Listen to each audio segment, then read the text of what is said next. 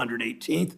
I want to thank Ranking Member Scott and his cooperation, his staff, Leela, Catherine, Amber, and Chuck. I want to thank my committee staff, Laura, Alicia, and Jeremy, and thanks to our non-designated clerk, Cameron, who was also with Senator Crapo when he was chair, for his work on these documents and his insights drawn from his years of service to this committee. I want to welcome our new members. Senator Vance is here. Welcome from my state of Ohio. I congratulate our subcommittee chairs and ranking members. They have taken their positions and made their selections. Thank everyone for their cooperation at this markup. Ranking Member Scott and I have worked closely together to advocate for our committee's budget with success, and have agreed to clarifying updates to our committee's questionnaire for nominees. I appreciate that good start, Tim, on our collaboration. Ranking Member Scott, would you like to say a few words? Thank you very much. Let me first start my thoughts and my comments with Senator Fetterman. I think we should take a moment and just pray for his health. Thank you. I know that he was hospitalized, and it's important for us to recognize the stress that puts on his family and on himself. So if we could have 5 seconds of silence so we can pray for him.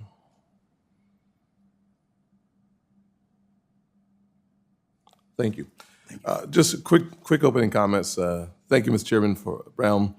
I'd like to say I'm starting my lead as a ranking member on the Senate Banking, Housing, and Urban Development Committee, and it's a blessing to do so without any question. I will say as we enter into, as we are into Black History Month, it's also important to note that the Republican Party continues to provide firsts, as I believe that I am the first ranking member or chairman of the Banking Committee perhaps in its history. And I say that as a proud Republican, that all things are possible in this country, and while we see diversity is an important component, we also see that hard work pays off, and I thank my colleagues for your support for making this a possibility. I have the blessing of living my mother's American dream, without any question. The topic of today will be an important one from Frances Scott's perspective, someone who looked forward to owning her own home for a very long time. It took her nearly 45 years to get there, and thank God she did. I hope that we spend a lot of time talking during this hearing about the importance of home ownership in such a way that it provides hope and reality on what it takes to own your own home, looking at ways to tackle the challenges that so many single mothers face around this country. And to Senator Britt and Senator Vance, thank you both for being a part of this hearing and this committee, and I look forward to your participation and your engagement. Thanks, Senator Scott. I now move to approve en bloc by voice vote the committee's rules of procedure, our budget resolution for this Congress, the subcommittee organization and jurisdiction, and the updated committee questionnaire. All those in favor say aye. Aye. All those opposed, nay. The ayes have it. The resolution adopted. The documents are approved en bloc. The budget resolution is ordered reported. I now ask unanimous consent the staff be allowed to make any technical and conforming changes, and that the Corden rule be waived. Any objection? Hearing no objection, it's so ordered. That concludes our executive session. Thank you to members for being here for this. Come back soon. You can stay if you want. I'm not sure where your binder is. Thank you. Okay, well, as long as you have the papers, okay. Okay.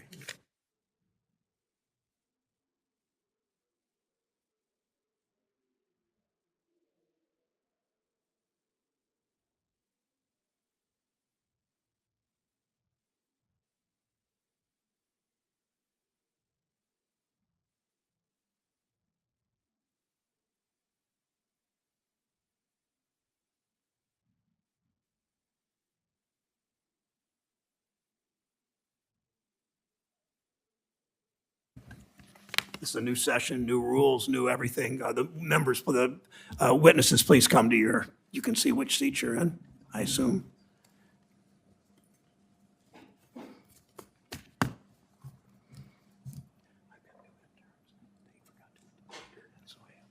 So if I get screwed up in my order of pages, I'll be patient with you. Okay. All the way today, though. Welcome back to many of you, fewer of you, but thank you for sticking around, Jack and Mike. I appreciate that.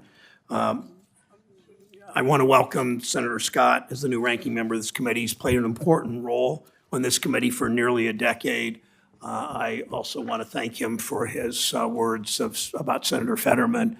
We hope he recovers quickly. He's a good man, and he was put on this committee just a couple of weeks ago. Also, Senator Brett, and my colleague from Ohio, Senator Vance.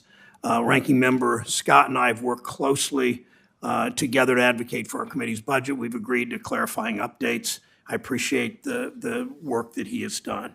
Okay, where am I? Okay.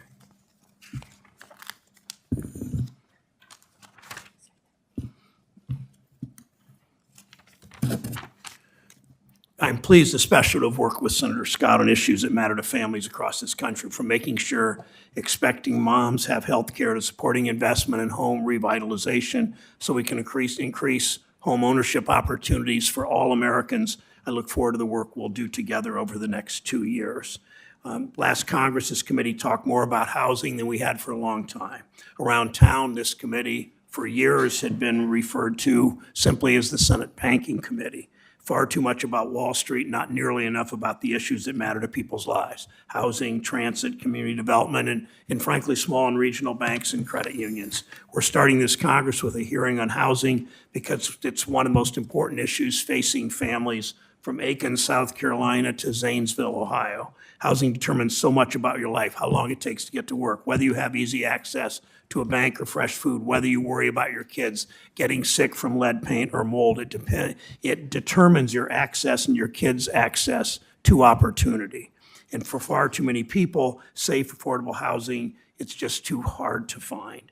There isn't a day that goes by that I don't hear about the challenges that Ohioans are facing in the housing market. In just the last few weeks, I've heard from Ohio seniors who have lived in the same manufactured housing community for years, sometimes decades, but they're now worried they'll lose their homes after an out-of-state investor bought literally their neighborhood and raised their rents. I've heard from renters in rural Ohio whose rent went up almost 90% in a single year, the same kind of problems that the ranking member has to endure in rural areas in his state. I've heard from city council members and mayors who are excited to have new jobs, bringing economic opportunities for the region, but now they're worried there simply isn't enough housing for new workers, or that existing workers will be priced out, as we've seen happen to teachers and police officers and firefighters. The story's the same nationally. There just isn't enough quality housing at prices people can afford.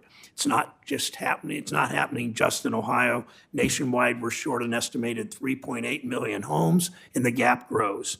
In Ohio, we're short 50,000 homes. In Senator Scott's home state, it's 12,000. In Senator Sinema's home state, the estimate is 123,000 homes. Because there aren't enough homes, renters and home buyers are stuck paying more every month or living with peeling lead paint or leaks if they can find a home at all. 2021, a record number of renters, 21 million households paid more than 30% of their income for housing, more than 30%. That's about half the nation's renters. Many of these renters work full-time jobs or more than one job, but it just isn't enough. 11 of the 25 most common occupations in the U.S., workers who depend on home health aides, office support staff, nearly half of the most common occupations don't pay enough to afford a one-bedroom apartment anywhere in the country. More renters are struggling in part because rents have skyrocketed over the past 3 years. Nationwide rents are 25% higher than they were in 2019. Some places rent has gone up even more than that. And while rent growth is finally starting to slow in some places, millions of families are still paying more each month than they would have a year or two ago. That means less money for food. It means less money for childcare. It means less money for prescription drugs. Saving for a down payment is, for far too many families, just simply an impossibility. Combine sky-high rents with higher home prices, with rising interest rates, with too few homes in the market, home ownership looks further and further out of reach for millions of families. And the families who've already become homeowners are feeling the squeeze too. 1 in 5 homeowners pays more than they can afford. That includes families who have to make tough choices about paying their water bills or their heat or their mortgage, and seniors who have to put off critical repairs to keep up with payments on a fixed income. It's not just a problem in big cities or the Pacific Coast or Atlantic Coast. It's not just a Republican problem or a Democratic problem. It hits every community, rural, suburban, urban, tribal communities, every state in the country. As we heard last Congress, communities from Bozeman, Montana to Tempe, Arizona to Akron, Ohio struggle with the lack of affordable housing. A national problem will take all of us, Senator Scott and I and many others, to work to solve it. Today's witnesses are experts chosen together. Senator Scott's staff and mine worked together. The majority and minority chose these witnesses together. This bipartisan group will help us understand the housing conditions facing renters and homeowners across the country and what we can expect in the months and years ahead. Their insights on the availability and affordability of housing, the barriers to new development of more affordable housing, the unique challenges in rural and tribal communities that Senator Rounds knows so very well in his work with Senator Smith bipartisanly on a number of solutions will inform this committee's work to make housing opportunities available to families in all 50 states. I look forward to hearing from witnesses today, to working with all of my colleagues, including our 3 new members, to find common ground in addressing these challenges. Senator Scott. Thank you, Chairman Brown. That certainly has been a privilege to work with you when we find common ground. I think sometimes common ground typically leads to common sense, and we have found some common ground between the two of us. We also, very often, I believe, see the same problem. We see different paths to get to the solution. Today is a day where we celebrate bipartisanship, and it may not be every day, but it is at least today. And thank you for working together on consistent witnesses to really understand and appreciate the plight of so many Americans who are suffering through the challenges of homeownership or renting. As I said in my earlier comments, I grew up with a mom who worked really hard, 16 hours a day. We rented through high school. We lived with my grandparents when we were younger, with my brother, my mother, and I sharing a bed and a bedroom in a rented house. And so the problems that we see aren't recent problems. They span back through history. You think about where we find ourselves.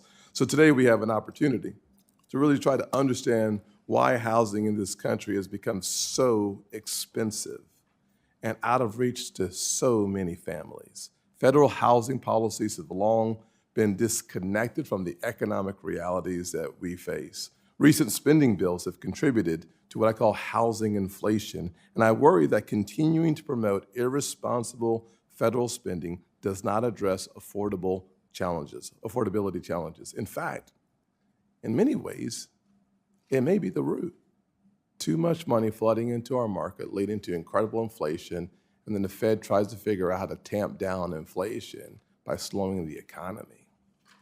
This administration likes to talk about the need for more affordable housing, but as we all know, talk is cheap and leads to empty promises. For instance, when President Biden ends federal apprenticeship programs that produce high-paying jobs in the skilled trades, he shouldn't get to bemoan the lack of construction workers. Or when he fails to address domestic supply chain bottlenecks, he shouldn't feign surprise when construction materials takes months to arrive at job sites.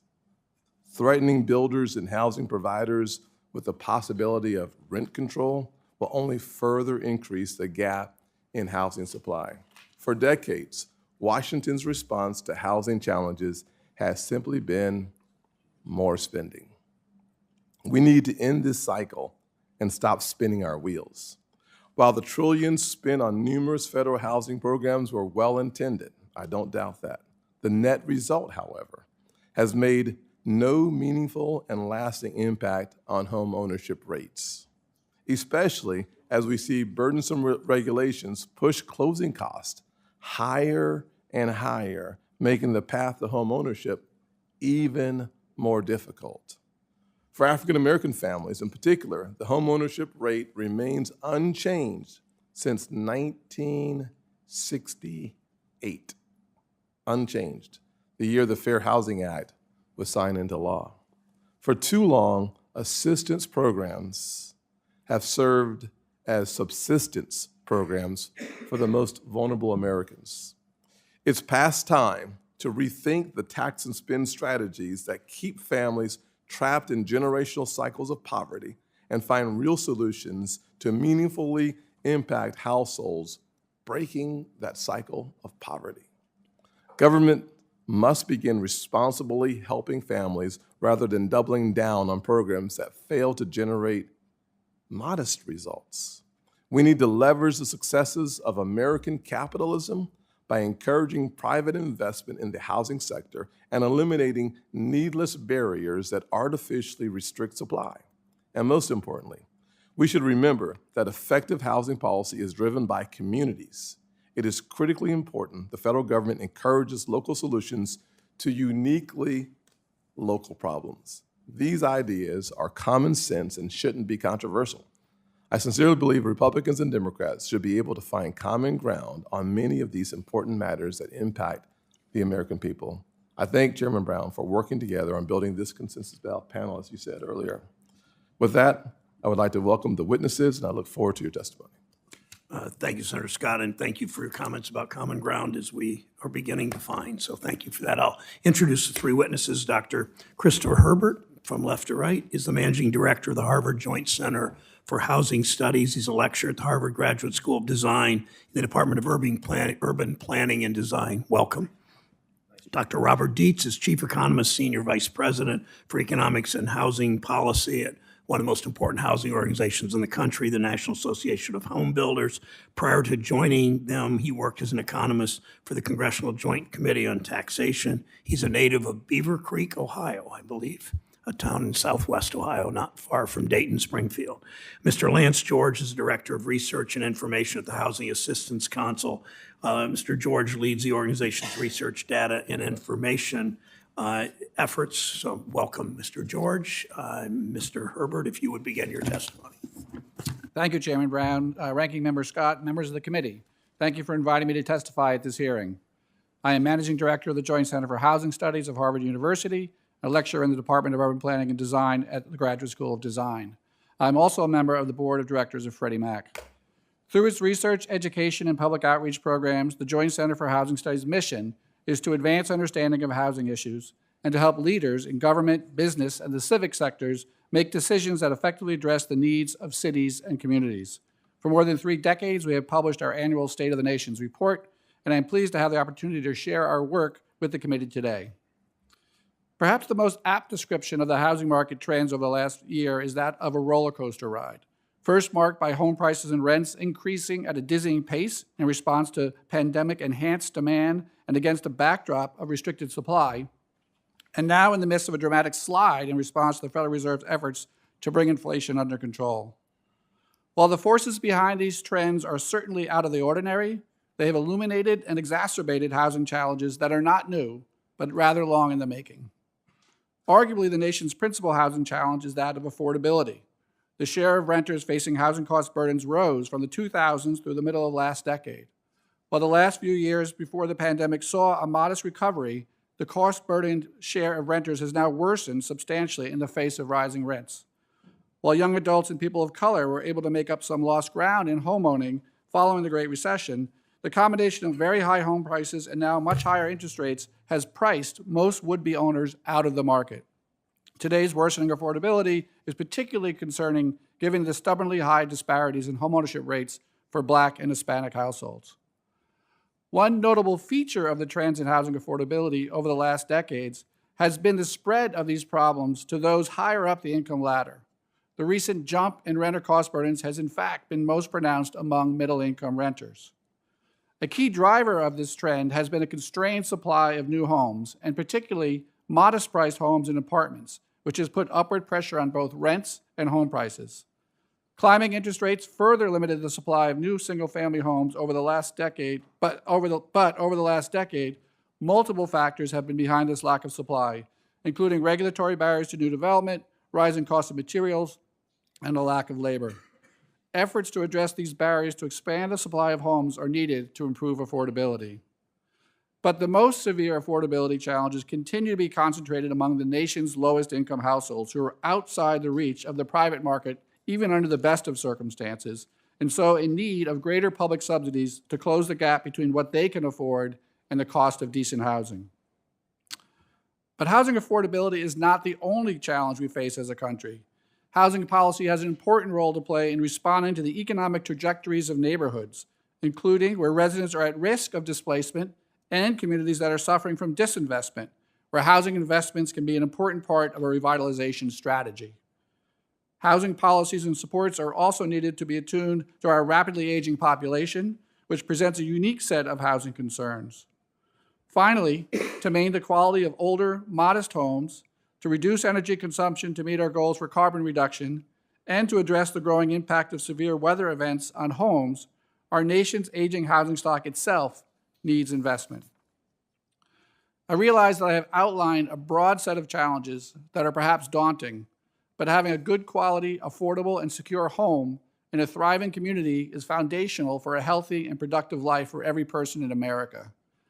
Addressing our housing challenges will take a substantial commitment from the public, private, and nonprofit sectors, but doing so would pay dividends for us all. Thank you for turning your attention to these critical issues and for your invitation to share this information today. I look forward to addressing any questions you may have. Thank you, Dr. Herbert. Dr. Dietz, welcome. Chairman Brown, Ranking Member Scott, and members of the committee, thank you for the opportunity to testify today. My name is Robert Dietz. I'm the Chief Economist of the National Association of Home Builders. NHB is proud to have the opportunity to testify before you today, and we applaud the committee for making housing the focus of its first hearing at the 118th Congress. I look forward to sharing our views on the state of housing and the barriers our industry faces to increasing the production of both for-sale and for-rent residences. The primary and persistent challenge of the residential market in 2023 is a lack of attainable, affordable housing in both the single-family and multifamily markets. And the fundamental cause of this challenge is a lack of construction over the prior decade that has resulted in a structural deficit of at least 1.5 million homes. The causes of this underbuilding are complex, but we commonly cite them as the 5 L's. It's a lack of labor, a lack of lots, lumber and building materials, lending for development and construction purposes, and of course, legal and regulatory burdens. Solving just one of these challenges is not enough. They must all be tackled.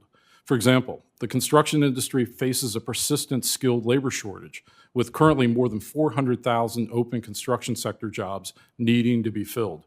This will require the industry to recruit, train, and retain workers in the trades. The regulatory cost burden is large and distorts the market. NHB estimates that about a quarter of a typical newly built single-family home's purchase price is due to various kinds of regulatory costs.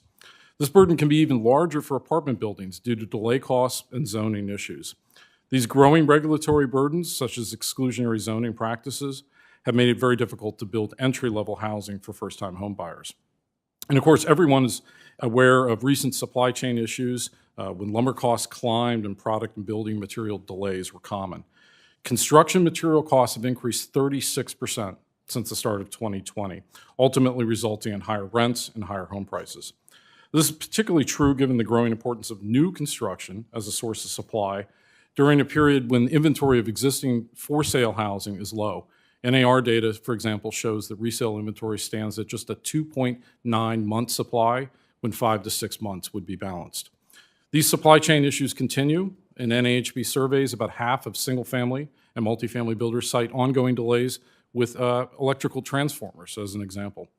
To solve these fundamental challenges of the home building sector will be a significant undertaking, requiring policy action at all levels of government to address the limiting factors on the often neglected supply side of the housing sector. Safe, decent, and affordable housing provides fundamental benefits that are essential to the well-being of families, communities, and the nation. Having access to affordable rental housing is critical for younger households and working-class families, and homeownership is a primary source of household wealth for a typical family in the nation. For these reasons, NAHB has called on Congress and the administration to make housing affordability a top national policy priority. And the need is real. Nearly a third of renters were cost burdened in 2020, and reducing these burdens is going to require additional construction. Unfortunately, construction of new affordable rental housing is often impossible without some type of public support, such as the successful low-income housing tax credit or tax-exempt bond programs. And with homebuyers experiencing a doubling of the 30-year fixed-rate mortgage over the past year as the Federal Reserve fights inflation, single-family for-sale affordability has plummeted. According to the NHB Wells Fargo Housing Opportunity Index, just 38% of new and existing single-family homes are affordable to a typical family with median income of $90,000. This is the lowest affordability measure in the post-Great Recession period. Improving housing affordability for renters and home buyers will also help fight inflation. With these goals in mind, Congress should pass legislation that will help the home building industry increase much-needed housing supply, and helpful policy will focus on the supply-side challenges I've identified today. Addressing these supply-side bottlenecks would increase home construction, expand housing inventory, and lower inflation. If action on these issues is delayed, however, housing costs, which make up about 40% of the Consumer Price Index, will continue to be persistent drivers of inflation, as well as remain a burden on typical American families. Thank you again for the opportunity to testify today, and I look forward to answering your questions. Thank you, Dr. Dietz. Mr. George, welcome to the committee. Chairman Brown, Ranking Member Scott, and members of the committee, greetings and thank you for this opportunity to testify on the state of housing in rural America. My name is Lance George, and I'm the Director of Research and Information at the Housing Assistance Council. The Housing Assistance Council, often referred to by acronym HAC, is a national nonprofit corporation that supports affordable housing efforts in rural areas of the United States. HAC helps build homes and communities across rural America. We work with local community-based entities. These groups know what's best for their communities. We just help enable them to improve their housing conditions through an array of resources, including research, data, information to help inform strategies and solutions. In many respects, the housing issues, characteristics, and trends in rural America are no different than what Dr. Herbert or Dr. Dietz presented on national housing trends. But there are some unique differences in rural housing provisions and markets as well. Geography is important to this discussion. The people of rural America reside in approximately 1/4 of the United States' homes, but these homes are located across 97% of our nation's landmass. There's immense diversity across rural areas and small towns, yet there's also a set of community and market conditions that tie this landscape together.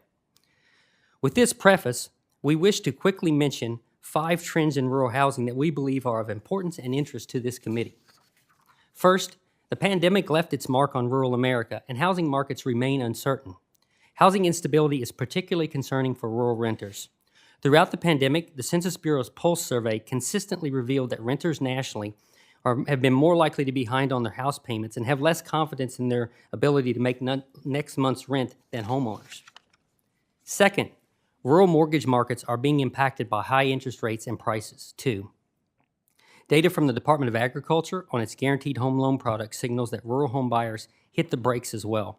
As a proxy for rural mortgage activity, USDA's loan guarantees plummeted by more than 40% from their 2021 levels.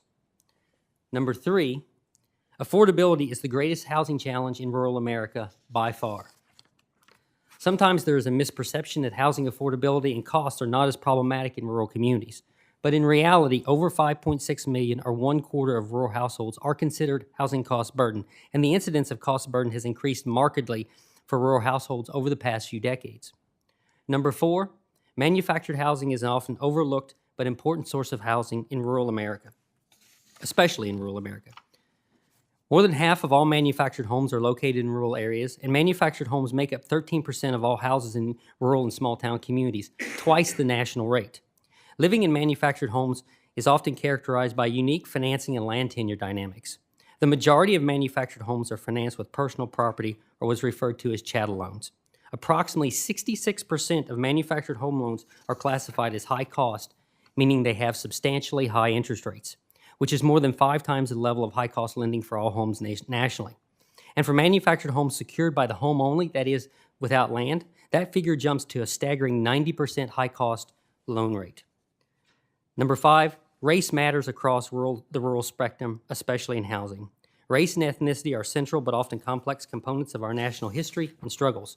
One highly visible impact of race in rural America are areas of persistent poverty with substantial rates of non-white populations, including the lower Mississippi Delta and the rural Southeast, the border colonias along the U.S.-Mexico border, Native American lands, and among migrant and seasonal farm workers.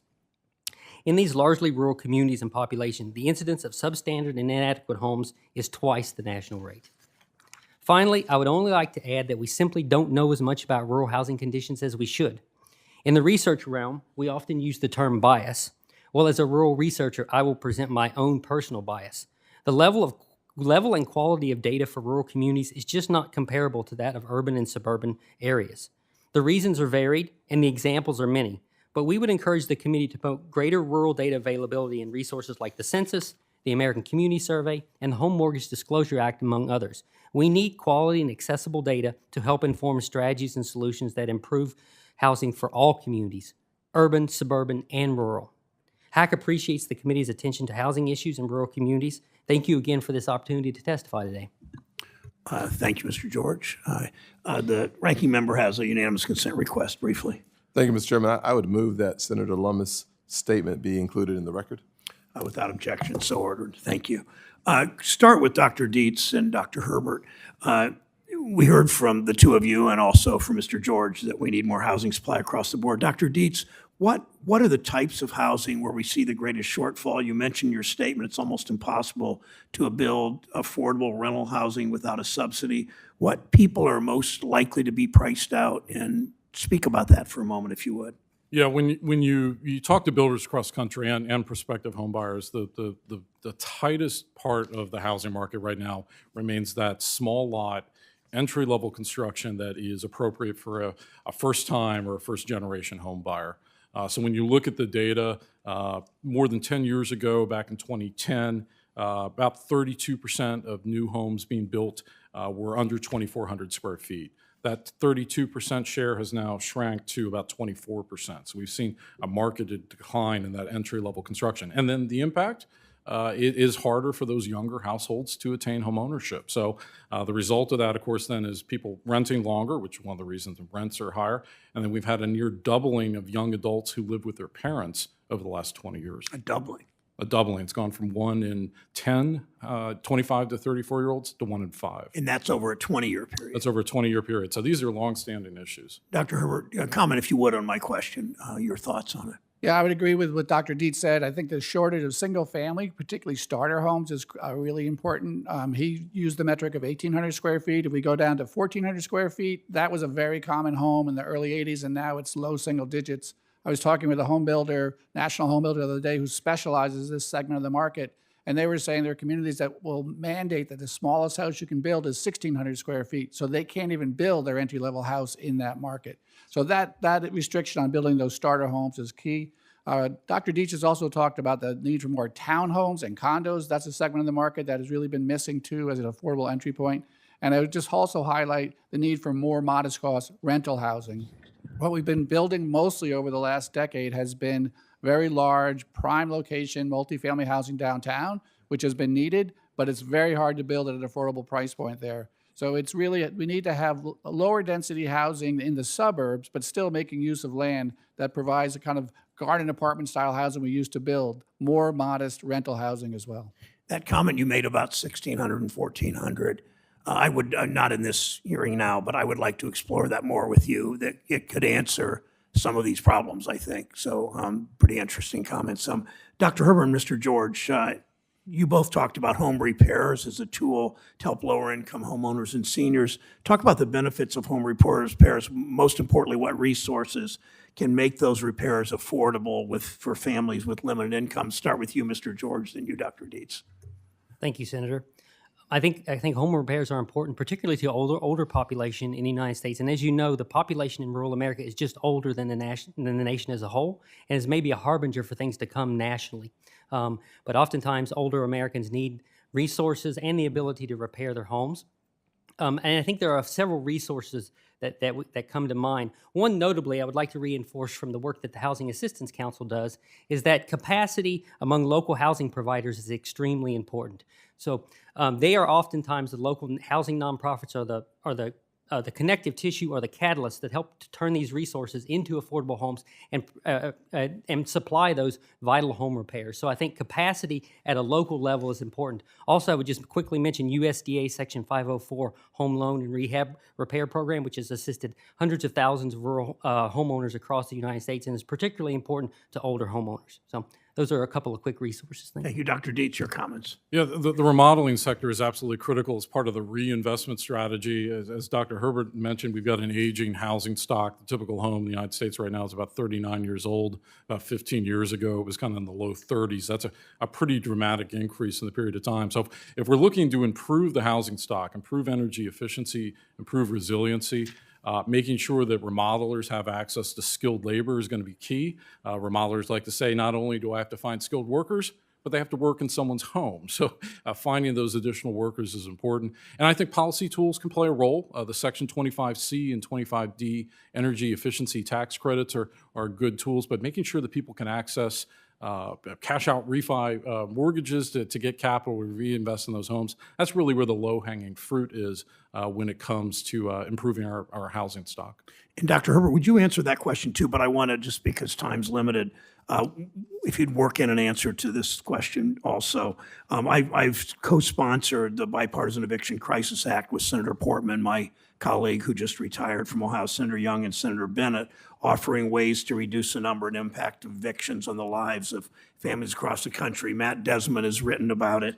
And so if you would also answer what lessons can we learn from the Emergency Rental Assistance Program as we continue to work to reduce evictions?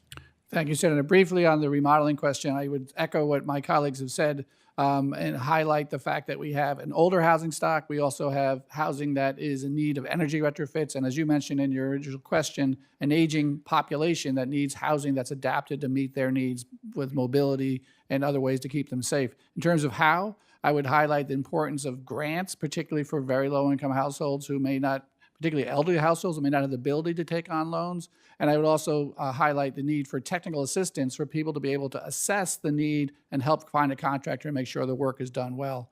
In terms of the Emergency Rental Assistance Program, I think it's really, the evidence is quite clear that the program was enormously helpful in keeping people, keeping renters in their homes, and at the same time also enormously helpful for landlords who were suffering from lost rental payments. More than 3 million renters have received assistance from that program. It's been remarkably well targeted. Some 2/3 of those assisted have been earned less than 30% of area median income. Another 20% earned between 30 and 50%. And what we saw during the pandemic, enormous concern that we were going to see evictions go through the roof. And what we found from the data from Eviction Lab in Princeton is that, in fact, evictions stayed very low, in part because we had a moratorium, but that emergency rental assistance was really critical in making sure that people could stay stably housed.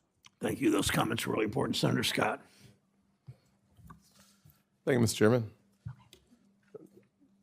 Mr. George, your comments about the harbinger of things to come as it relates to the aging population, aging housing stock, and the needs going forward. I think we could have an entire hearing on the importance of aging in America. I think it's by the year 2040 or so, 1 out of 5 Americans will be over the age of 65. We've got real challenges coming in what we need. Would you agree to that? I agree, Senator. Thank you. And we have a lot of work to do on that topic. I'd also want to reflect on a little bit the importance of good government policy versus bad government policy. I think Dr. Thomas Sowell said it really well when he said that the goals of rent control and its actual consequences are at opposite policies. I think that's well said, and I oftentimes wonder if all of the great minds can use common sense when it comes to delivering reality. Does reality actually marry the comments? And Dr. Thomas Sowell's comments, I think, are best reflected in the Twin Cities, in St. Paul and Minneapolis. In St. Paul, Minnesota, we saw rent control go in. And when that happened, the census data showed that there was nearly an 80% drop in construction. Next door, Minneapolis did not follow in that suit, and we saw construction permits increase by nearly 70%. Stark example reinforcing the words of one of the greatest economists in my mind of all time. Despite the overwhelming evidence and wide consensus that rent control or rent stabilization depresses supply, exacerbates discrimination, reduces both quality and safety, and makes housing less affordable, amazingly, this administration has chosen to evaluate the feasibility of adopting such policies. Dr. Dietz, how are renters impacted by policies that forbid landlords, including mom and pop landlords, from setting rents at market rates? Yeah, I think most economists would agree that rent control type policies basically act as a tax on supply in the long run. So they're counterproductive in the sense that the ultimate solution to all the challenges that we're talking about today is adding additional supply. So whether it's rent control or other harmful regulatory policies that show up at the local level, they drive production elsewhere. And what we've seen in the last 10 years is those communities that have been able to add affordable housing stock, whether it's for renters or for home buyers, they attract businesses, they attract jobs. I mean, Columbus, Ohio is a good example of that with the new Intel facility. So it's getting that regulatory burden, whether it's at the federal level or the state and local level, as low as possible so we can add the stock necessary to house that workforce housing. Do wealthier households or poorer households end up struggling with the consequences of these bad policies, as I would describe them? Yeah, I would echo some of the data that Dr. Herbert mentioned, which is that if you look at the housing cost burdens, whether for renters or home buyers, they tend to be concentrated among lower income individuals. And as we said earlier, if you talk about the housing that's most difficult to build, it's that smaller lot, slightly more dense, walkable type housing that's appropriate for renters or first-time home buyers. And that's where the regulatory burden emerges the hardest, and it's the kind of housing that's most difficult to build. The chairman and I both really, when we heard the 1,600 square feet, we both said, wow, and 1,200 is darn near as bad. My mother's first house that I talked about earlier was 1,082 square feet. And so if that's not even possible in some areas, it's just ridiculous. The prices of housing per square foot now has never been higher. If you have to have a minimum square footage to build a house, you're talking to first-time home buyers, and you're just saying, please don't bother thinking about being a part of the American dream. Offensive from my perspective. Dr. Dietz, you also mentioned exclusionary zones. Talk to me for a minute about that. Yeah, so exclusionary zoning are policies I think economists of the left and the right both agree are inefficient. That's things like minimum lot size requirements. They basically say, okay, if you want to build that 1,400 square foot house, it's got to be built on a half acre or larger lot. In fact, if you look at the data for New England, the typical lot size of a newly built home is 0.9 acres. It's almost a full acre. Well, you can't build entry-level housing if you've got those kinds of zoning rules. So whether it's zoning rules or federal regulatory policies, what it's done is made it much more difficult for those first-time home buyers to attain home ownership. I'm running out of time, which is something you have to get used to, Mr. Chairman.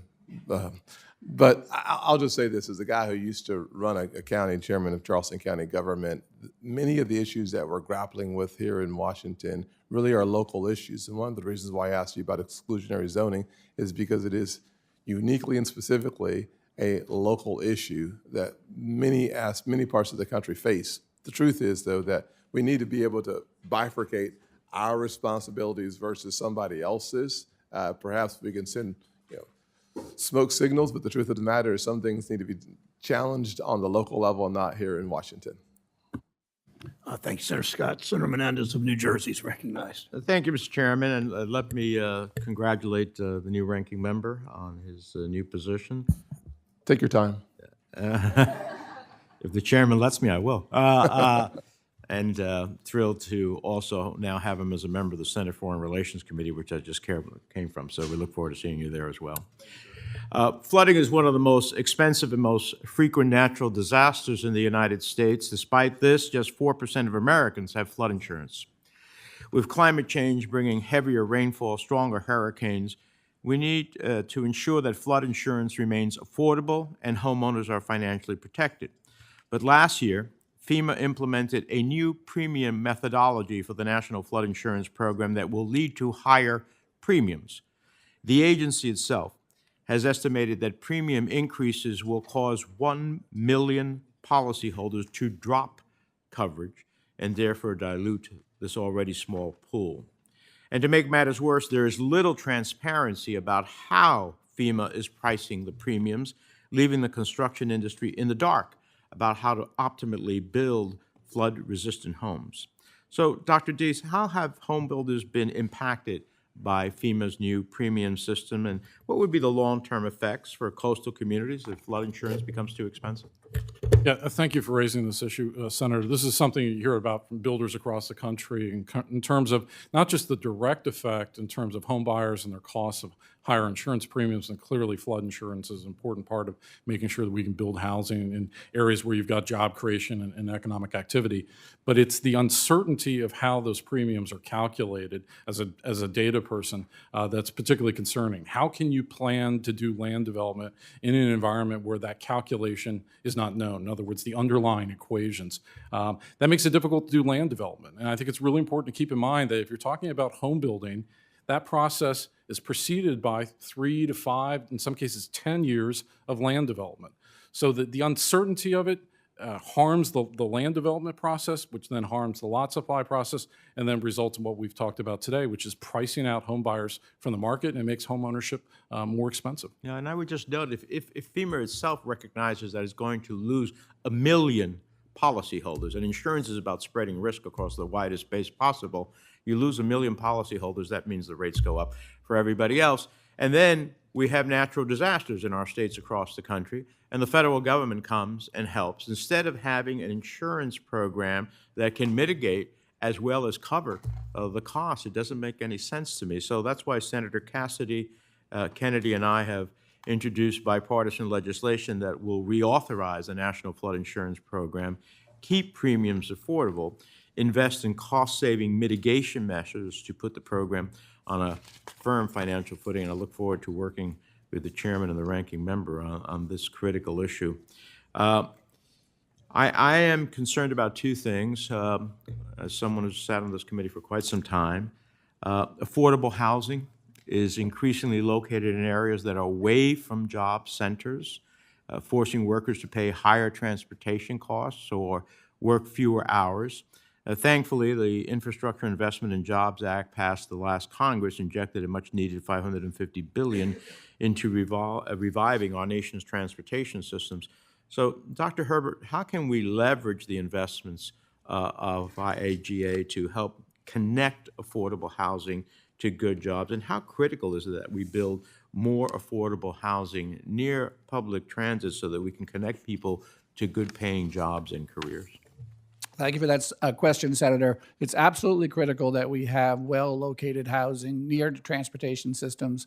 I believe in his opening remarks, Chairman Brown mentioned the importance of housing and transportation. We talk about not just a housing cost burden, but you have to add transportation costs, which come with that house, to the housing cost to understand how much people are burdened. So well-located housing can address housing affordability by reducing that overall burden. In terms of the Investment in Infrastructure and Jobs Act, my center recently did an analysis looking at the opportunities there to link that to housing. There's 3 ways. Much of that money is actually by formula, so it makes it difficult. But one is to provide technical assistance to state and localities to understand those connections. The second is to take advantage of the competitive grant programs to instill in those elements that require localities to get those grants to take into account housing. And then the third is to use for all the formula grant programs to try to build into those using existing tools, maybe through best practices and the like, to make sure that states and localities understand how those investments can help. Finally, the Urban Institute says that 16.1 million new household formations over the next 20 years, 80% of them will be senior households. Now, it seems to me that this increase in senior households is going to put a huge demand on senior public and assisted housing capacity and needs for the next Congress to consider. Do you see it that way as well? Absolutely, Senator. In my written testimony, I talked about the increasing number of senior renters with worst-case housing needs. Since 2011, the baby boom generation started turning 65, and over that same last decade period, we've seen a 60% growth in senior renters who are either paying 50% of their housing or their income for housing or living in severely inadequate housing. And this is in many respects the tip of the iceberg as that older population, particularly people 75 and older, where the baby boom edge is just now, will continue to grow over time. So we're absolutely going to see an enormous increase in need among our most oldest residents. Thank you, Mr. Chairman. Thanks, Chairman Menendez. Senator Vance, one of our new members from my state of Ohio, is recognized. Welcome. Thanks, Mr. Chairman. I guess since there's no Republicans between me and you, that makes me the ranking member here. Is that I'm drunk with power for the next 5 minutes here. Keep thinking Thank you that way for about having this me. place. I wanted to direct my first question to Mr. George, and one of the things I've seen reported on lately is the idea, and we've certainly seen evidence of this in the data, that you have this massive influx from more progressive states into typically red states, sometimes very rural, from a very affluent portion of the home buyer population. What have you seen? I mean, and I'm talking places like Florida, Montana, Idaho, Utah, and so forth. What effects are we seeing on housing prices from this influx of a pretty affluent group of home buyers? Is housing supply keeping up, and if not, why? Thank you, Senator Vance, for that question. I agree. We are seeing this. It's hard to parse out in the data because it's still a relatively new phenomenon. There's no doubt that there was what we would call, and I'm not a demographer, but there was population churn as a result of the pandemic. And it, according to some of our analyses and mortgage analysis and various other housing data analysis, it does appear as if much of that population growth is in areas of high amenities or in relatively close proximity to large metropolitan areas. What we hear, again, we're trying to see in the data, and we've seen this some in mortgage prices, but is an acute shortage of rental housing in many of these communities. In general, many rural communities lack a good source of, or a good stock of affordable rental housing. And when you have that relatively small stock, much of that is being, for lack of a better term, gobbled up or purchased up in many rural communities. And it's, it's particularly causing affordability or housing affordability challenges among rural renters. Great, thank you. Mr. Dietz, I want to direct this one to you. So this actually, staff brought this to my attention. I wasn't aware of this, but if you look both at the United States, but also a lot of other OECD countries, you see this really stark decline in productivity of construction workers going back to the 1970s. I'd love to hear your thoughts on what's driving that. I mean, we sort of think of all of the innovations in technology, but somehow we're less productive as a society than we were half a century ago. What's going on there? Yeah, I mean, some of it could be a data issue. We're not measuring the remodeling sector correctly. But I think if we think about the economics, the challenge here is that the regulatory cost burden has grown during that period of time. So when we're talking about productivity, we're talking about output per worker, literally the number of homes and apartments we build per construction worker. And it's a real challenge. It's both an impact of the labor shortage itself, but it does point to some opportunities. If we can get the regulatory burdens down, I think we can see a great deal of innovation in the home building sector, things like off-site construction, more capitalization of the work site, smarter products, and all those represent real market opportunities for the industry. Yeah, I mean, it occurs to me that we all agree and think it's important to have basic public safety for both the construction workers, but also the things that they build. But if productivity has declined or stagnated for 50 years, that of course means a lot of our construction workers are not earning the wages they should be earning. It also means a lot of the homes that we're building maybe are not as high quality as they should be. I want to just sort of finish with one observation here. And this is obviously a focus, the immigration crisis that we have in this country is a focus of especially this side of the aisle, the conservatives. It's something that we talk a lot about. But I want to make this observation because I think very often we talk about the immigration problem, certainly in the state of Ohio for very good reasons, as a fentanyl problem. Obviously that affects the housing stock and the housing situation a little bit.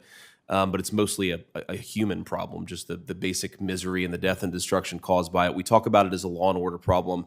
But I want to plant the seed both for our colleagues on my side of the aisle, colleagues elsewhere, and also for those of you who are interested in this issue, that if you think about what it means to have 20 or 25 million undocumented illegal immigrants in a country in a situation where we're not building enough housing, that puts incredible pressure. You have way more buyers for way fewer homes, and that puts incredible pressure on home buyers and people who just want to live a good life. I'm a very strong believer that we should think about our immigration problem and our immigration crisis as an economic problem as much as a cultural or law and order problem. Immigration in this country right now, illegal immigration in this country means wage theft in the form of competition for jobs from lower wage, migrants.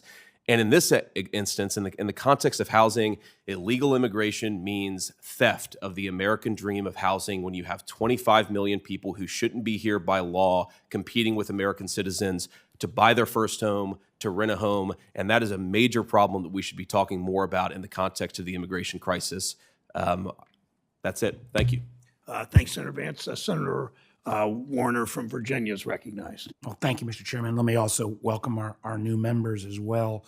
I I'm not going to ask a question on my first comment. This is much to share. I would like to share with all of you. We'll send you some materials and from my colleagues. I mean, lots of indications about the racial wealth gap in this country, particularly between black households and white households.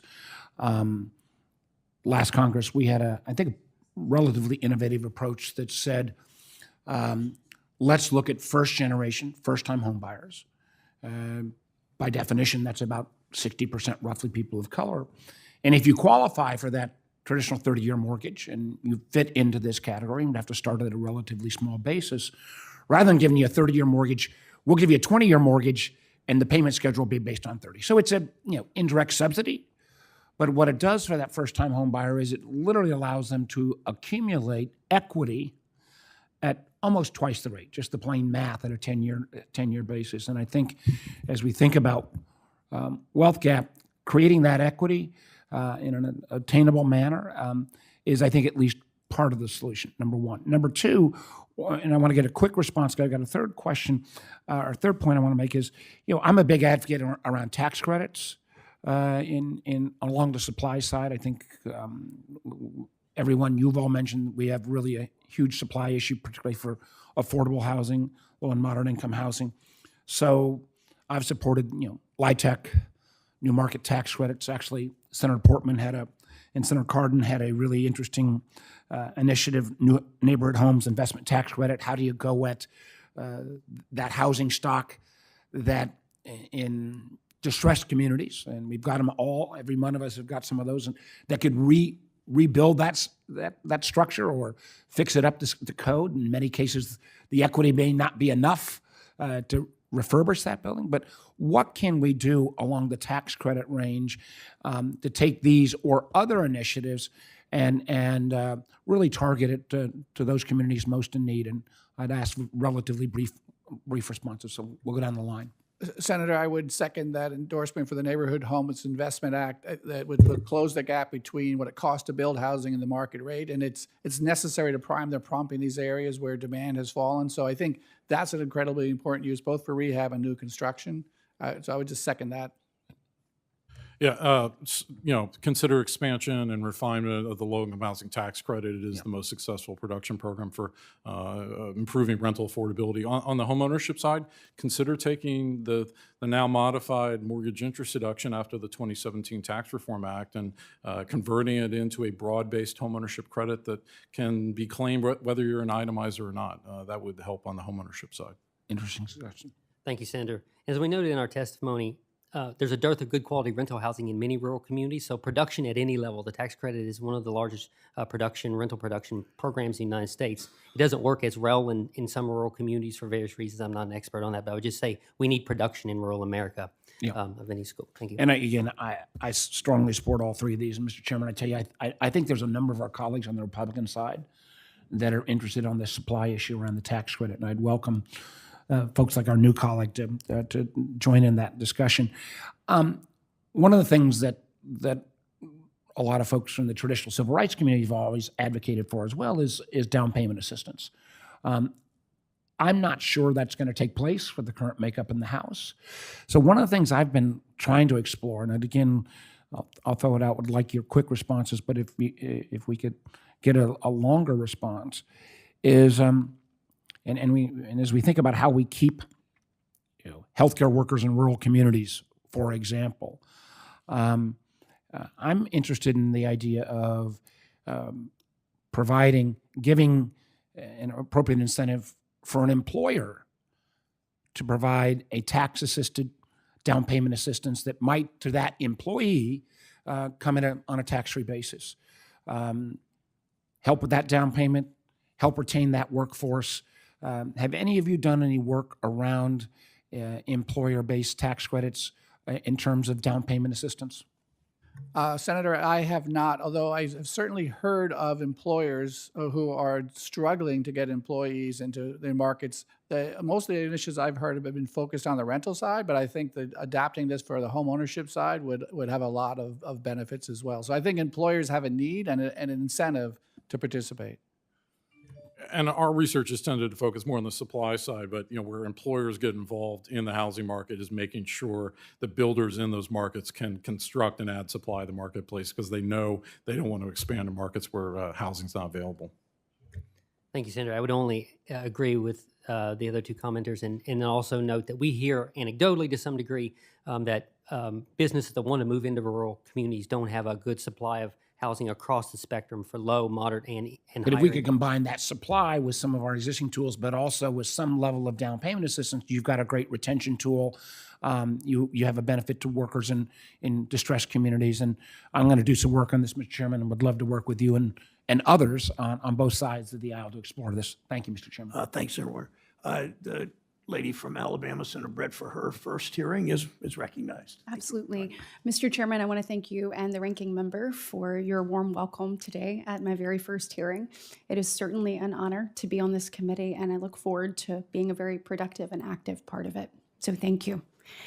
So my first question is for Mr. Dietz or Dr. Dietz. We know the Biden administration has actually put in more rules and regulations in the first 2 years of their administration than Obama did in 8. When we look at that, it undoubtedly contributes to inflation and to stifled economic growth across the board, and I believe the housing sector is no exception to that. I understand the regulations add cost to building homes, 25% of the cost of constructing a single-family home and 40% of a multi-family home due to regulations. So I know that you face regulations both at a state and a local level, and I wanted to know if you could share some of those existing regulations that are really driving up cost for home buyers. Yeah, I think a good example at the federal level is the Waters of the U.S. rule, which is both confusing but adds costs, makes it difficult to bring land to market, takes longer, provides a lot of money for consultants to do studies, but provides that uncertainty during the land development process that can take 2, 3, 4, 5 years. At the local level, we already talked about zoning rules, but you also have rising impact fees, delay requirements. Just the delay itself of getting land approved, construction projects approved, all of that results in higher rents and higher home prices. So if we're really serious about tackling housing affordability, we need to find ways to reduce the red tape and bring homes to market faster. Absolutely. Well, given those hurdles, can you tell me, is it harder, single-family homes, multifamily homes, who have been impacted more by this ultimately? Well, if you listen to builders enough, which I do, I travel across the country a lot, they will say all of us, right? It's not necessarily a competition. They're all sort of challenging in their own ways. Multifamily, it's more density issues. With single family, it's concerns about land supply and lot development. With remodeling, it's the skilled labor shortage. But if we're looking at low-hanging fruit to improve the availability of housing in the country, reducing housing regulatory costs is a big way to get there. And you're saying home buyers across the board are impacted? Yeah, I probably disproportionately affects first-time buyers, first-generation buyers, because again, that entry-level construction, that townhouse construction is difficult too. That sort of light touch density, but generally speaking, it is driving up the cost of all forms of housing. So it's people that want to start the American dream that are being stifled by this. So the past 2 years, inflationary policies of the Biden administration have compounded the naive belief that the inflation would be transitory. We've seen it hit us everything from groceries to gas, and obviously home buying is no exception to that. The past year alone, the Federal Reserve has raised the Federal Reserve fund rates nearly 5 percentage points, and that's materially impacted the price of housing, driving up borrowing cost and monthly mortgage cost to the average American home buyer. What is your outlook of the housing demand, and how does that impact the expected housing construction in the next, I'd say, what do we see in the next 2 years, maybe 5 years, 10 years? Yeah, right now we're in a bit of a downturn, as Dr. Herbert talked about. Our expectation is that single-family construction and multifamily construction are likely to decline this year.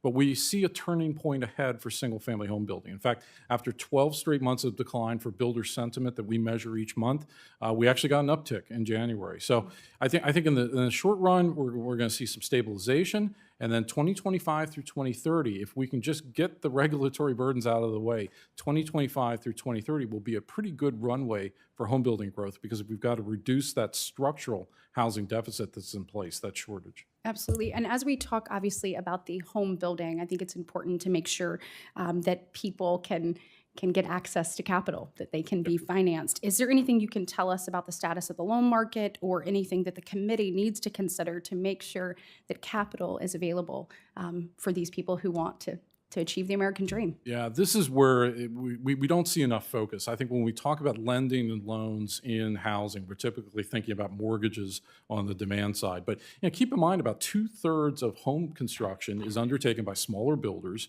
and they get their capital by going to community banks and borrowing funds. So we call that acquisition, development, and construction lending. And one of the things we know about the business cycle is that particular market tightens when we go into a downturn. So the concern is we see mortgage interest rates begin to settle back, a turning point comes in view, but builders and land developers can't get access to credit. So there's a lot of different ideas in terms of how to address some of those challenges. One would be extending the secondary market that currently exists for purchase mortgages over to builder and construction loans, and that would help reduce some of the cost of credit and make sure that capital is available, particularly in, I would say, like rural markets where it's more difficult to obtain that kind of lending for builders. Absolutely. Thank you so much, Dr. Dietz. Thank you, Senator Brett. Senator Warren from Massachusetts is recognized from her office, I believe. Thank you very much, Mr. Chairman, and thank you all for being here today. We know that housing is the largest expense for American families every month, and the problem has just gotten worse. New research shows that for the first time, the typical American renter is spending at least 30% of their income to cover the average rent. That makes them rent burdened by federal standards.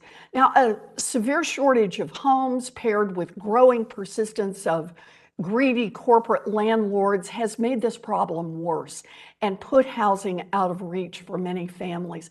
Fixing this problem at its root is going to require serious investments in building more housing, like those I call for in my American Housing and Economic Mobility Act. And I'm going to keep fighting for this. But the problems that renters face go far beyond the supply problem. In too many places across the country, renters have few protections from needless evictions, excessive fees, and exorbitant rent hikes. Dr. Herbert, you're one of the nation's leading researchers on the housing market, so let me ask you, there's been a growing movement of tenants across the country calling on the federal government to establish tenant protection standards. Why is it important that the federal government act to protect tenants? Thank you, Senator. Well, I would say that there's lessons that we've learned from the previous pandemic about the importance of housing and having stable, secure housing, which led us to take steps nationally to have an eviction moratorium and the like. I think there's a lesson there that says this is an issue of national interest. It should be something that differs depending on what state you're in. The other precedent I would point to is in the mortgage market, where we have a number of federal statutes, RESPA, TILA, ACOA, that all relate to making sure that home buyers across the country, wherever you live, are treated fairly in the market. So I think there's very similar parallel there between homeowners and renters. Yeah, that is a really important point. And it's part of the reason that I led a letter with Congressman Jamal Bowman, joined by 47 of our colleagues, calling on President Biden to take executive action to protect tenants and bring down rental costs. 2 weeks ago, the White House announced a framework for enhanced renter protections, and I was glad to see this action. It's an important first step, but we need more. In fact, the day the White House's framework was announced, the real estate lobby celebrated, and they bragged that they had watered down the administration's announcement. This is the very same industry that spent over $100 million on lobbying last year, including to fight against renter protections. And at the National Apartment Association, the organization that lobbies on behalf of corporate landlords, said, quote, "What we can say with certainty about the Biden administration's blueprint for advancing a renter's Bill of Rights is that NAA's advocacy helped avert an executive order." Now, Dr. Herbert, what does it tell you that the landlord lobby is celebrating an announcement that was purported to be about protecting tenants? Well, Senator, what I would say is that in a market where, as you said in your opening remarks, half of renters are cost burdened, more than a quarter are severely burdened, we saw rents rising in high double digits, and on top of this pain, I guess I would just urge the apartment industry and the the industry, housing industry, to take some ownership of the question of what do we do and how do we protect renters. Obviously, we want investors and owners of properties to make a reasonable return, but it can't come at the expense of people being forced out on the streets. Yeah, I think that's exactly right. And look, if the big corporate landlords see this blueprint as cause for celebration, then I think it is probably safe to assume there's a lot more that the administration could do to meaningfully protect renters. You know, in fact, they can start by making sure that the federal government isn't in the business of subsidizing law-breaking corporate landlords. A U.S. House Subcommittee investigation found that 4 corporate landlords evicted nearly 15,000 families during the COVID eviction moratorium. Some of these landlords received federal financing to help them buy up housing on the cheap. I think that's fundamentally wrong, and that anyone that's breaking the law should not be permitted to participate in these federal programs. So I just want to say thank you to all of you for being here. Thank you, Dr. Herbert. The administration has an obligation to ensure that agencies are using all of their authorities to protect families' access to housing. And where the agencies lack the tools to forcefully protect renters, then I look forward to working with my colleagues to pass legislation to get them the tools that they need.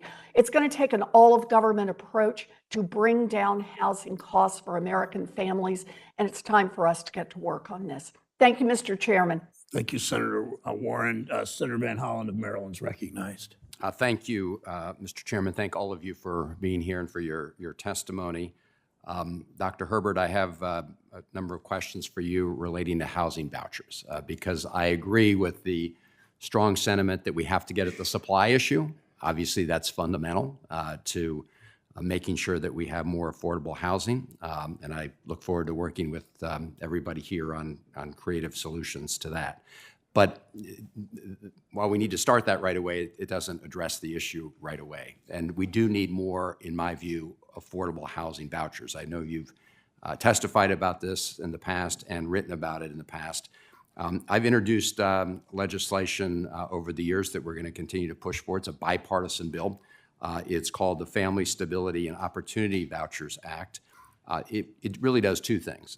Number one, it would provide more affordable housing vouchers, period. So more people would have access to affordable housing. But the opportunity part of the bill is important. It is focused on families with young kids, along with mobility services, to really provide opportunities for more upward mobility, as the name indicates. Could you talk a little bit about the need for additional housing vouchers and how they can also be used to achieve a greater opportunity for families? Thank you, Senator, for that question. I would say we absolutely need more subsidies, and I think we need to have a balance of subsidies. We talk a lot about today about supply, but you're right. Housing vouchers are more immediate, and they also address issues around access to a broader range of communities. And thinking about different market conditions and places where we have a tight supply, vouchers may be challenging to use, but other places we have plenty of housing. And as your bill points to, I think there's both a need for more vouchers but more supports. There was a study done by Opportunity Insights in conjunction with King County in Washington State, where they provided counseling to voucher holders to open up the range of information they had about communities. And they found an enormous increase in people coming from urban areas to looking and considering moving to higher opportunities areas. That counseling helped, that information helped, support for moving costs helps, and also engagement with landlords. It's important to have landlords who understand the program and are willing to engage to it. So I think if we're really going to make vouchers work, to have this ability to move to opportunity, we have to provide information and supports to make it happen. No, I appreciate that, and as you indicated, as I said as well, this is a bipartisan initiative because it accomplishes those twin goals. Can you talk about the challenges that we continue to face where there are some homeowners that discriminate against those who are using vouchers? Obviously, if we're going to work to try to make sure that there are more opportunities here, we need to make sure that there's that people aren't discriminating against those who are using a voucher as part of their rent payment. Yes, Senator. And, in a number of states, they have passed so-called source of income discrimination laws, which make it against the law to be able to say, I refuse to rent to you because of how your rent is going to be paid. But in many states, those protections don't exist. Landlords in those cases may decide they won't rent to Section 8 vouchers, effectively closing off a whole range of the housing stock to those folks. So expanding those protections are a really important part of making sure the voucher program can be used. And I will say that there are ways in which the program can be challenging for landlords. So I would have a carrots and stick approach, where if you're going to do that, it also would make sure that you're addressing the concerns landlords have about quality inspections and the like. Doing both is important, but certainly starting with don't discriminate is an important first step. Could you talk, I'm happy to look at both, a requirement that people not discriminate based on source of income, but also what are some of the carrots that you think that need to be applied? Well, I think help with the property inspections and making sure that those aren't, there's a whole set of quality standards that can be, somewhat inconsequential. Matt Desmond's book, Evicted, talked about an inspector looking for a shower curtain as a step. So I think making sure that that process is not unduly cumbersome for the landlords and the like. So I think it's really a question of looking at it also from the landlord's perspective to say, how can we make this process simpler and less fraught for them? Got it. Do either of the other witnesses have any comments on this? Dr. Dietz? I would just issue a bit of caution. NHB has been supportive of voucher programs. We think they're important, but a voluntary participation in the program is better. Keep in mind, for typical multifamily owner-operator, they tend to be smaller businesses. So as you layer additional regulatory requirements on, it does increase the cost of housing and therefore deters investment in the multifamily sector. Right. Just a quick follow-up, but just so I understand you agree that we should have a principle of non-discrimination by landlords based on the source of income of the tenant. Do you agree with that principle? In principle, but not in terms of requirements of rules. And the complexity of it is particularly difficult for owner-operators. No, I think this is, as I understand Dr. Herbert's point, in terms of more incentives. The idea would be to address, we agree on the principle? Sure. But Incentive, understanding that there could be additional administrative burdens that someone has to go through. If we're addressing that issue, I'm assuming that you would support enforcing the principle. Our preference on incentives would be to expand the low-income housing tax credit program because that increases supply. Well, no, as I said at the outset, I strongly support that and would like to see an expansion of that as well on the supply side. But we also have to address this immediate issue. Thank you very much, Mr. Chairman. Thank you, Senator Van Hollen. Senator Scott and I each have one question, one more question, then we'll wrap up. Mine's to Mr. George. HAC found that affordable rental units developed under USDA's 515 program have been exiting the program when their loans mature at a faster rate than predicted. In the coming years, 515 buildings that are home to thousands of families and seniors may be eligible to leave the program. What would the consequences be for rural renters in states like mine, where there are a number of them, if we just let these affordable 515 units exit the program? What do we do then to preserve affordable housing? Thank you, Chairman Brown. Just to go back into the larger discussion we had on the importance of rental housing, but a dearth of good quality rental housing in many rural communities. And this particular source of rental housing, if you go into a community, it's oftentimes among the best rental housing in a rural community. But the impacts can be profound and they can be multiplying. The first of which, at a degree which I don't think Congress would enact, if you let every unit expire, you would lose somewhere between 350 and 400,000 vital, affordable rental units in rural communities. The second element I would note is the tenants in these properties tend to be among the most vulnerable in the United States. 2/3 of the tenant occupancy are elderly or disabled, and they have an average household income of just above $13,000. And in many respects, there would be no place for them to go. That would be the final point.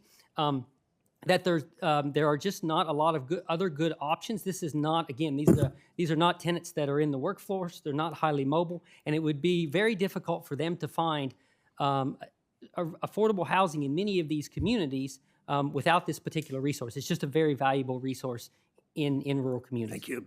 Exactly what we thought and hoped you would say. Thank you. And I who've been into these communities and know how vulnerable rural Ohio has become with the change in the economy. So thank you. Senator Scott. Thank you, Mr. Chairman. Thinking about housing affordability throughout South Carolina, I know that when you travel to my family's hometown of Sally, South Carolina, that you see perhaps more manufactured homes or mobile homes or modular homes. The theory that modular or manufactured homes are of less quality and not as safe is consistently proven not true. I would love for us to one day visit the Innovating Housing Showcase put on by HUD at the National Mall, where home builders and manufactured housing industry have an opportunity to demonstrate the innovations in home construction. My question, Dr. Dietz, is it seems that both manufactured and modular housing show great promise in terms of constructing decent, safe, quality housing that low-income families can afford. What are the threats to more of these housing opportunities being procured by modest family? Yeah, there's a real potential here for off-site construction. So particularly in home building, that's modular and panelized construction. It's only about 3% of single-family starts. In the late 90s, it was 8%. So just getting back to the market share we had, we talked about labor productivity in the sector. This is a way to do it. But like any innovation in any business sector, it's about rate of return, making sure the capital is available, and then making sure the regulatory environment is not so harsh that you can't make those investments and then reap that investment return. So we do think that's one area where you're going to see innovation in housing and will help housing affordability in the long run. Any comments, Dr. George? No, only to reiterate that this is an extremely important source of housing in rural communities, but it's often maligned and overlooked. I would agree completely, especially since the construction of what we call commonly the HUD code in 1976. The quality, safety, size, amenities of these homes are indistinguishable from stick-built homes. What we do see in some respects are sometimes consumers have a foot in both worlds, where the quality of the homes are very high, but elements about how the home is sold, financed, praised, or warranted are oftentimes in the automobile realm, and sometimes consumers aren't as well served by those elements. And we're trying to make activity. I think it's would be laudable to try to make, particularly home financing, to provide consumers of this product similar financing options that conventional or stick-built home owners with mortgages. Thank you.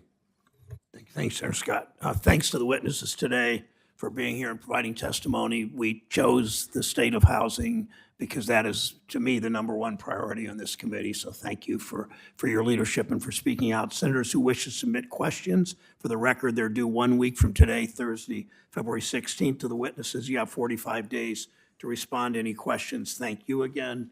Any closing comment? Thank you, Jeremy. I think we had a very good hearing today, talking about the challenges and the burdens that government can put on the home building business. And frankly, if you have more burdens on the business of building homes, you have more burdens on the ability to achieve the American dream, which for most of us is home ownership.